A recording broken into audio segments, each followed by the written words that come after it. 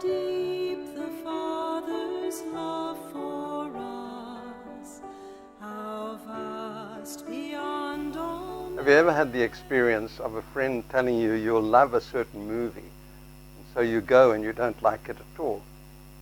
We had friends say, go to Ndumo Game Reserve, you'll love the water pans and the bird life.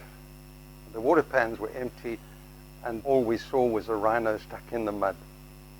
It wasn't as they said. And that brings us to today's reading. Luke 22, 8-13. Jesus sent Peter and John, saying, go and prepare the Passover for us.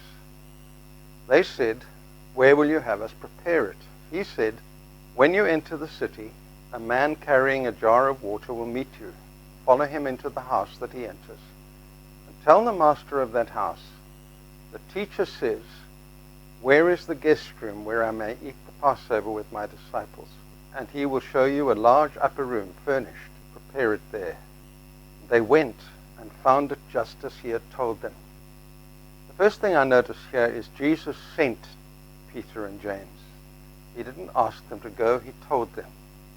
There was clearly a master-servant relationship at play here. We always need to remember Jesus is master. He has the right to tell me what to do. My attitude should be as the servant in the parable. I am just an unprofitable servant doing my duty. But he's not just their master, because that very night he is going to say to them, I have called you friends. There's an intimacy, always has been. That night John will lean on Jesus' bosom. That's very intimate, very Middle Eastern actually. They are given this wonderful, rich and rare relationship with Jesus, his Lord and his friend. I must always remember he is Lord. I often sing in church, he is Lord, he is Lord. How often do I then go out and do my own thing? No. He is my friend and he's my Lord.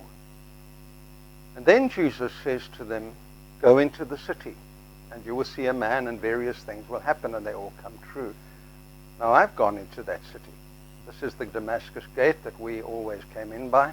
We've lived there 6 months, and we can tell you that on high days and holy days like that Passover, the streets are crowded like sardines. You cannot walk without jostling other people. How did Jesus know, out of all the thousands of people cramming those labyrinthine alleys, that they would meet the right man? Well, the answer is Jesus was in control. We read in verse 13, they went and found it just as Jesus had said. Unlike my friends who sent me to Ndumo Game Reserve, it was just as he said. And the same is true of the coronavirus. That virus will do just as Jesus says. And then when they got to the upper room, they were to tell the owner, the teacher has need of it. I'm interested that in the last day of his life, of all the things he could have called himself, he called himself the teacher.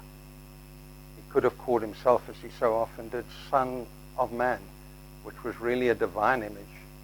He could have called himself Son of David, which is a royal image. He could have called himself Master. In the book of Luke alone, Peter and John called him Master 5 times, and he never rebuked them. But at this last day, he calls himself Teacher. Teacher is a softer word, isn't it?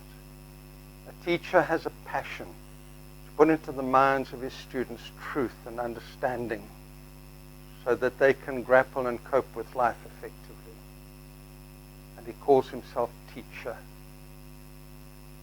And now in Easter 2020, when we're all locked up, I'm anxious, I must confess it. I've had heart surgery, I'm prone to a little bit of asthma, I'm vulnerable. And I'm very concerned about what's happening to my pension right now. So what might Jesus, of all his great teachings, want to say to us now? Perhaps he would choose, let not your hearts be troubled.